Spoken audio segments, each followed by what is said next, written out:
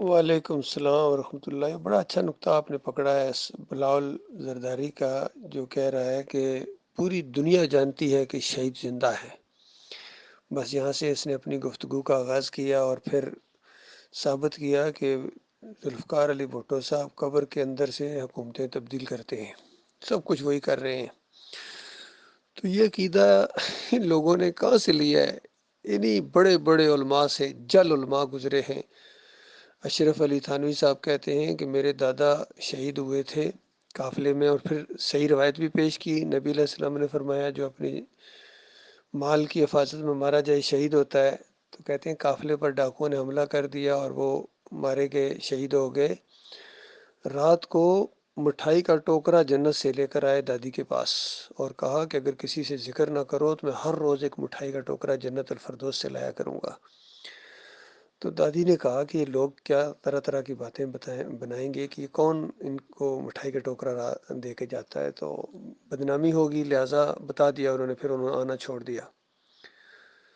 شاہ ولی اللہ صاحب لکھتے ہیں کہ میرے والد صاحب مرنے کے بعد اپنی پوتی کی جو ہے وہ عیادت کو آئے اور آ کے کہا کہ صبح کے ٹائم تم بالکل ٹھیک ہو جائے گی۔ تو کہتے ہیں بالکل جب اگلا دن صبح کا آیا تو اذانیں ہو رہی تھی اور ان کی روح پرواز کر گئی، گویا دنیا کی مصیبت سے نجات پائی انہوں نے۔ تو اس طرح انہوں نے سب نے مل کے یہ کھیل کھیلا ہے۔ ڈاکٹر اسرار احمد کہتے ہیں کہ مرنے والوں کی روحیں جو ہیں وہ آتی ہیں مدد کے لیے، اور آپ نے خود نہیں کسی کو پکارنا، وہ عبد القادر جیلانی کی روح آ جائے مدد کر جائے یا نبی علیہ السلام کی روح آ کے مدد کر جائے، وہ علیحدہ بات ہے، لیکن پکارنا صرف اللہ کو ہے۔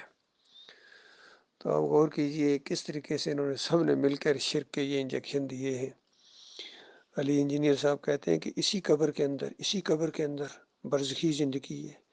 توصیف الرحمان راشدی کہتے ہیں اسی قبر کے اندر شارع بھی درک کرتے ہیں برزخی زندگی ہے۔ سارے اسی قبر کے قائل ہیں، مودودی ہوں یا اعلیٰ حضرت ہوں یا مفتی اعظم سعودی عرب ہوں عبداللہ بن باز، سب کہتے ہیں یہاں قبر میں نبی علیہ السلام زندہ ہے۔ پہلے ان کو زندہ کرتے ہیں، پھر سارے شہداء کو ان قبروں میں زندہ کرتے ہیں، اور پھر ان کے سارے مردے زندہ ہو گئے۔ اہل حدیثوں کے سارے مردے سنتے ہیں، دیکھتے ہیں، پہچانتے ہیں۔ نہ جانے وہ کون سے مردے ہیں جن کو اللہ تعالیٰ مردے کہہ رہا ہے اور قیامت تک مردے رہیں گے اور اس دنیا سے غافل ہیں۔ اور صحیح حدیثوں کے اندر جو قرآن کی ان آیات کی تشریح آئی ہے کہ جو اللہ کی راہ میں مارے جائیں ان کو مردہ نہ سمجھو، وہ زندہ ہیں۔ تو نبی علیہ السلام نے خود تشریح فرمائی کہ جنت میں زندہ ہیں، ان دنیا کے اندر نہیں آتے ہیں، وہ جنت کے اندر زندہ ہیں۔ جنت کی نہروں پر آنا جانا شروع کر دیا اور عرش الہی کے نیچے ان کے محلات ہیں، اور خود نبی علیہ السلام کا جنت الفردوس میں اعلیٰ مقام دکھایا گیا۔ اور جب نبی علیہ السلام نے خواہش کا اظہار کیا کہ مجھے یہاں اندر جانے دو، تو دونوں نے فرشتوں نے یعنی جبریل علیہ السلام اور میکائیل علیہ السلام نے کہا کہ ابھی آپ کی زندگی کا کچھ حصہ باقی ہے، جیسا ہی وہ پورا کریں گے آپ یہاں آ جائیں گے۔ تو کتنا صاف عقیدہ ہے اسلام میں یہ جو آخرت کے بارے میں، برزخ کے بارے میں، لیکن قبر پرستی ان کی رگوں کا خون بن گئی۔ احمد بن حنبل کے ذریعے عہد روح فی القبر کا عقیدہ آیا، پھر مردوں کو زندہ کیا گیا، پھر سننے والا، دیکھنے والا، پہچاننے والا ابن تیمیہ نے اس کو آگے بڑھایا، ابن قیم نے تو کتاب الروح لکھ کے پوری بنیاد فراہم کر دی قبر پرستی کی، ابن حجر عسقلانی نے اس کو آگے بڑھایا، امام نووی نے، سارے پھر اعلیٰ حضرت ابو الاعلیٰ سارے اسی قبر کے یا اندر روح کی واپسی کے قائل ہیں۔ جو مشرکانہ عقیدہ ہے، شرک کی جڑ یہ عقیدہ ہے۔ تو یہ سارے اصل میں قبر پرست ہو گئے ہیں۔ قبر پرستی جو ہے خالص بت پرستی کی شکل اختیار کر گئی ہے، اور آج یہ گنبد کی پوجا کرتے ہیں، چادریں چڑھاتے ہیں، عرس اور میلے کرتے ہیں، وہاں جا کے چمٹے بجاتے ہیں، پیری مریدی ہے، تعویذ گنڈے ہیں، واسطے وسیلے حرمت فلاں بحق فلاں، اور رکوع سجدے تک ثابت کر رہے ہیں ان کے مفسرین۔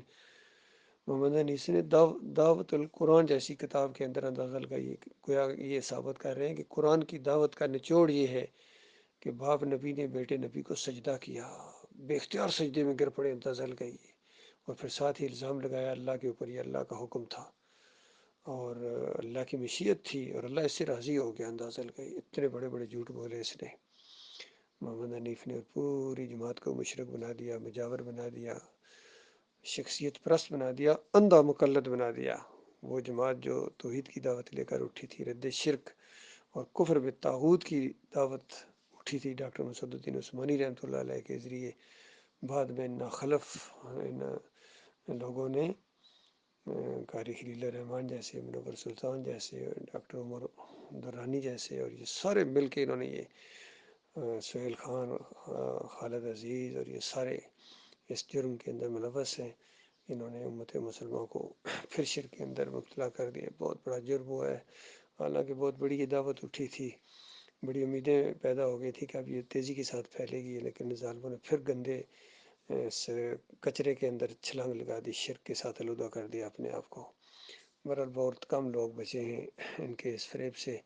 اللہ تعالیٰ نے ایمان خالص کے اوپر جمائے رکھے مخلص مومنوں کو، اور اس کے بعد مخلص اور باصلاحیت لوگ ہمارے ساتھی بنے، تاکہ یہ قافلہ جو رواں دواں ہے یہ آگے بڑھے۔ ایمان خالص کا قافلہ، توحید کا قافلہ، ایمان کی دعوت دیتے رہیں، اس کے راستے میں جو بھی تکلیفیں ہیں اللہ کی دی توفیق سے صبر کریں، جمے رہیں۔